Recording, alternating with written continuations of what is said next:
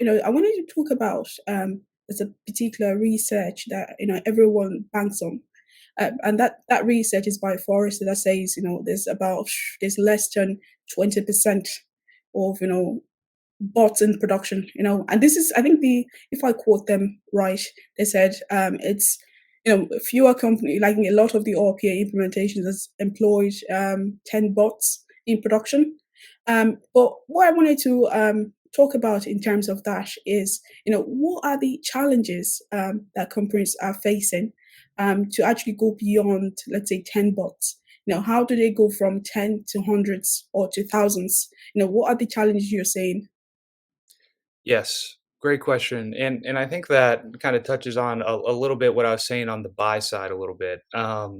Is that I think RPA, I think it's starting to come back down to earth as far as a reality check. But I think earlier on in the day, specifically, it was described as a big easy button that you don't need IT people, you don't need technical people.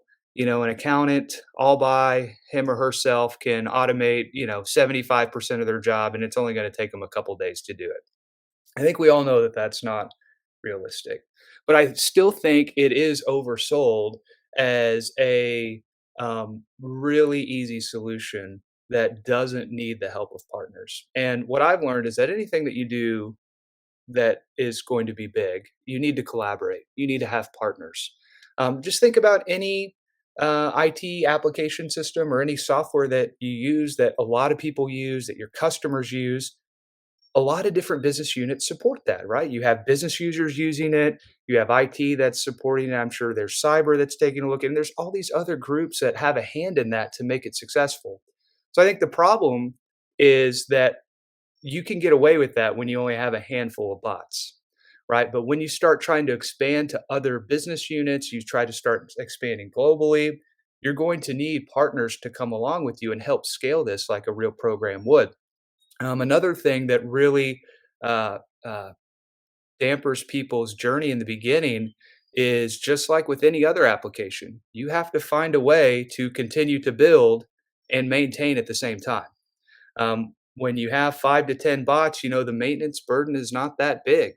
But once you start having more than that, and you have resources decked to both maintenance and building something, that's going to take progress off building or maintaining, depending on what you have the bandwidth to do. So, just again, like we have any uh, enterprise application, there's usually dedicated support to help with that, right? So that way, features and enhancements and stuff can continue to get developed. So, I would say some of those general practices that have helped software scale for years could be applied to RPA as well. And I think that's why some folks struggle early on because they treat it as maybe the easy button, right? And that's it's not easy, but it's not hard either if you practice the right program discipline.